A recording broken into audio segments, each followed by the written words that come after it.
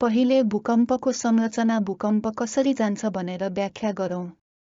जमिन प्लेट निरन्तर चलिरहेको हुन्छ। समुद्रको भुइँको जमिन भूमितिर र भूमिको जमिन समुद्रतिर सरिरहेको हुन्छ। दुई प्लेटहरू मिल्ने बिन्दुमा प्लेटहरू एक अर्कामाथि खप्टिएर तनाव सिर्जना हुन्छ र जब तनाव जम्मा हुँदै जान्छ अनि अचानक विस्फोट हुन गएर प्लेटहरू हलचल भएर सर्छ र त्यसले भूकम्प निम्त्याउँछ। भूकम्पलाई विशेष गरी रूपमा दुई प्रकारमा वर्गीकरण गर्न सकिन्छ। यी प्लेट बाउन्ड्री भूकम्प र इनल्यान्ड एक्टिभ फल्ट भूकम्प हुन्। जब प्लेटहरू ठोक्किन्छन्, समुद्री प्लेटमा पानीले गर्दा भारी हुनाले ल्यान्ड प्लेटलाई तानेर तल डुब्छ। यदि ल्यान्ड प्लेटहरू लगातार रूपमा तान्निन जारी भयो भने प्लेटहरू बीचको सम्पर्क सतहहरू दबावले गर्दा अलग हुन्छन् र ल्यान्ड प्लेट टुक्रिएर माथि उछालिन्छ र त्यसले प्लेट बाउन्ड्री भूकम्प निम्त्याउँछ। सुनामी निम्त्याउन सक्छ र कम्पनका कारण ठूलो क्षति पुर्याउँछ। समुद्री प्लेटले ल्यान्ड प्लेटलाई साथ तान्दै तल डुब्दै जान्छ। त्यही रूपमा ल्यान्ड प्लेटहरू लगातार रूपमा तान्निन जारी भयो भने प्लेटहरू बीचको सम्पर्क सतहहरूको सट्टा ल्यान्ड प्लेटहरूको भित्री भागहरू चिरा परेर जमिन सर्ने गर्छ र त्यसले इनल्यान्ड एक्टिभ फल्ट भूकम्प निम्त्याउँछ। कावागुची सहर भएको साइतामा प्रिफेक्चरमा आगामी 30 वर्षभित्र 6 रेक्टर स्केलको वा सोभन्दा बढीको स्युतो-च्योक्खा जिसिन भूकम्प जाने अनुमान गरिएको छ। जब भूकम्पको तीव्रता 6 वा सोभन्दा माथि पुग्छ, उभिन र हिँड्न गाह्रो भई घरहरू क्षतिग्रस्त हुन र फर्निचर सर्न वा खस्न सक्छन्।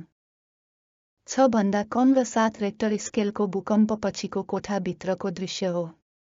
यदि फर्निचरलाई खस्नबाट रोक्नको लागि केही गर्नु भएन भने फोटोमा जस्तै स्थिति हुनेछ।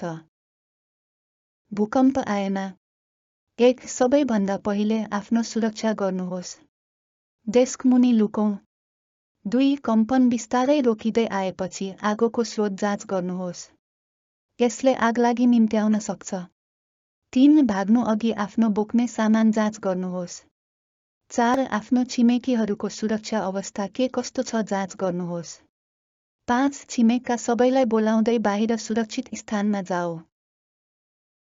कठिन समयमा सबैले एक अर्कालाई सहयोग नै गरौँ। तुरुन्तै गर्न सकिने विपद रोकथाम उपायको रूपमा फर्निचर घरका सामानहरू सम्बन्धी प्रकोप रोकथामका उपायहरू धेरै प्रभावकारी हुन्छन्। घरका सामानहरू खस्नबाट जोगिन फर्निचरको स्थान र भण्डारण सुधार गर्न र नन स्लिप म्याटहरू प्रयोग गर्न स्टपरहरू जोड्नु पनि प्रभावकारी हुन्छ। गिलास पनि धेरै खतरनाक हुन सक्छ। चकनाचुर हुन फैलिनबाट रोक्नको लागि उपायहरू विचार गर्नुहोस्। भण्डारण गरे उपयोगी हुन आउने केही चीजहरू छन्। यी वस्तुहरू बाहेक तपाईलाई आवश्यक पर्ने कुनै पनि कुरा भण्डारण गर्नुहोस्। आश्रय लिने बेलामा प्राथमिक, जुनियर हाई वा हाई स्कुलको अतिरिक्त तपाईँ आफ्नो घर सुरक्षित छ भने घरमा पनि आश्रय लिन सक्नुहुन्छ अथवा आफन्त साथीको घरमा वा आवास सुविधा भएको ठाउँमा आश्रय लिने पनि एउटा उपाय हो। तपाईको घर सुरक्षित छ भने अपरिचित आश्रय केन्द्रमा बस्नुभन्दा घरमा आश्रय लिन सुरक्षित हुन्छ। त्यसको लागि फर्निचर सामानहरू खस्नबाट जोगाउन उपायहरू अपनाएर विपद आइपरे पनि घरमा आश्रय लिन मिल्ने गरी तयारी गरौँ। भूकम्प आउनु अघि कृपया आफ्नो परिवारसँग विपद रोकथाम बैठक गर्नुहोस्।